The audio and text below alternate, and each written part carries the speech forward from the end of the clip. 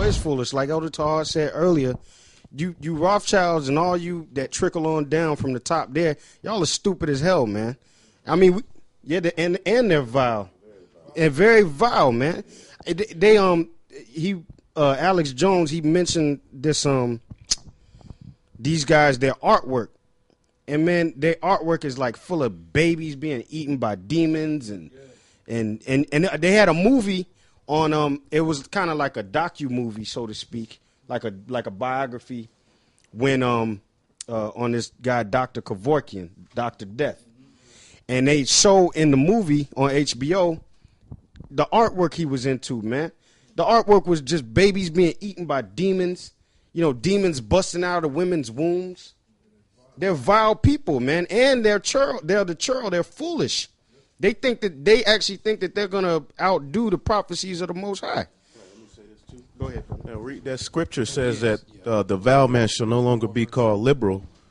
Now liberal means basically a fair person, right? Now Esau, he's this vile person, but he's being called liberal by the masses. He puts on a suit, and you got people voting for him. People screaming loud for the white man to get more rulership. Go on further in his wickedness. Let him make his comment. Well, that's it.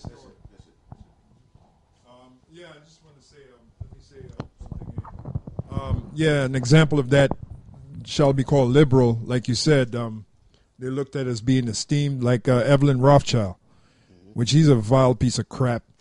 But he comes on TV, he wears that suit, and everybody looks at him as this English country gentleman. And he's nothing but a vile piece of dog shit. That's all he is. And if he's still alive after this goes down, he's going right into slavery, as old as he is. And his son, another example is his son. We call him Caesar Borgia, but his David D. Rothschild. He's also looked at as being liberal, but he's another vile piece of shit. So that's an example of that scripture. Okay, who's next? I think he has one. This is verse 6, Isaiah 32, verse 6. For the vile person will speak villainy, and his heart will work iniquity to practice hypocrisy and to utter error against the Lord, to make empty the soul of the hungry, and he will cause the drink of the thirsty to fail. You can make a comment on it, brother. Yeah, but I mean, pretty much everything that the so-called white man has going is, he lives by hypocrisy. He's a hypocrite. He's a liar. He's the father of lies. And so all that's going to pretty much come to an end. When you read the verse up ahead, so all that's going to come to an end. He's not going to be permitted the liberty to speak villainy anymore, because the Most High is going to bring down his power. But it shows that's what he's about. He's not going to speak truth. Yeah, the Hebrew word for villainy is nabala, which means it says senselessness, folly, disgraceful, of immorality, profane actions. And we know that word profane from the Latin profanum, which means outside the temple.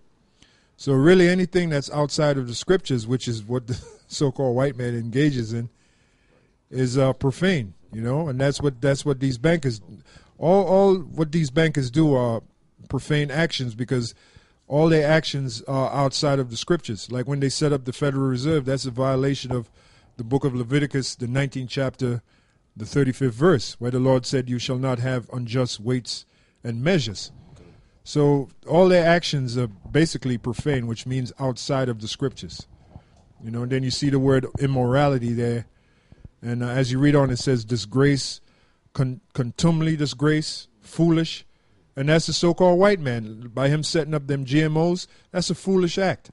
By him putting chemtrails in the same air that he breathes, that's a foolish act. So you have enough proof and evidence that this man is a damn clown and he's a fool. And that's why he's going to be yanked out of rulership. And that's the Most High created him to be that way. Above all, the Most High created the so-called white man, beginning with the elite banking families. They're the top family of Esau. The Lord created them to be the masters of disaster. The Lord created them to be the madmen of the planet Earth. The Lord made them that way. So they can't change. Yes, This is Job 30:1. But now they that are younger than I have had me in derision, whose fathers I would not have disdained to have set with the dogs of my flock. Yea, whereto might the strength of their hands profit me, in whom old age was perished? For want and famine they were solitary, fleeing into the wilderness, in former time desolate and waste, who cut up mallows by the bushes and juniper roots for their meat. They were driven forth from among men. They cried after them as after a thief. To dwell in the cliffs of the valleys and caves of the earth, and in the rocks, among the bushes they brayed, under the nettles they were gathered together. They were children of fools, yea, children of base men. They were viler than the earth. Scriptural example, you know, There goes like that word again. I was just saying. what's Vile vile men. Yeah, that's a scriptural example. And you go back to the time period of the Khazar Empire, which was so-called Jews, Edomites. That's how they were living. That's right. Vile, real vile, you know. And the same thing with the Borgias. Supposedly they were cleaned up, and they were wearing, they were looking so-called human, or human-like.